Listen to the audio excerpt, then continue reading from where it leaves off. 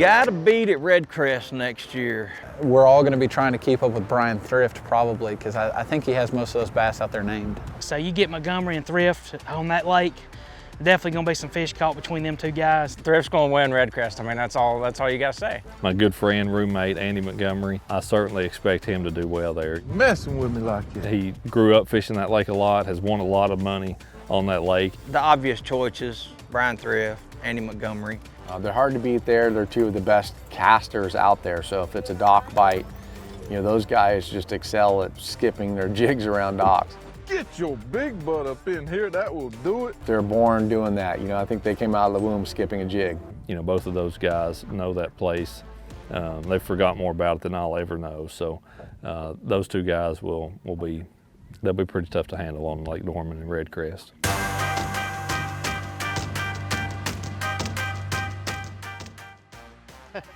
So going into REDCREST, I know I'm going to have a target on my back. I mean, it's a lake that I have a lot of history on, and I've won 2 major events there. And I know guys are going to be looking for me, and they're going to be expecting me to do really well. My family's expecting me to do really well, and all my fans and my friends back home. And it's putting a lot of added pressure on me. I don't like that. And look, I mean, me and Bryan's won a lot of tournaments on that lake together. We spent a lot of time in the boat together. But he knows that offshore game way, way, way, way better than I do. He's gonna be hard to handle, man. I've been with him and I know how good he is offshore. And if it stays cold and them fish are offshore, he's gonna be hard to handle, especially in this format. I'm very happy to qualify for, you know, the championship event on a water I know so well.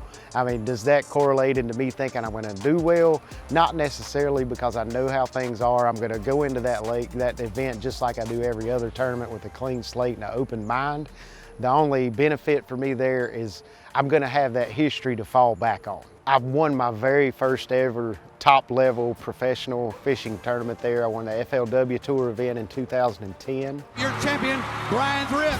And then I won another FLW event there in the fall when we had an open there. So it's been a very good lake to me. I mean, it's pretty much got my career started, because after getting that first win at the top level, and it just seemed like it opened a door, and you know, I started winning a lot after that. So it kind of got the ball rolling for me in that aspect. But you know, it's a lake that I learned to bass fish on.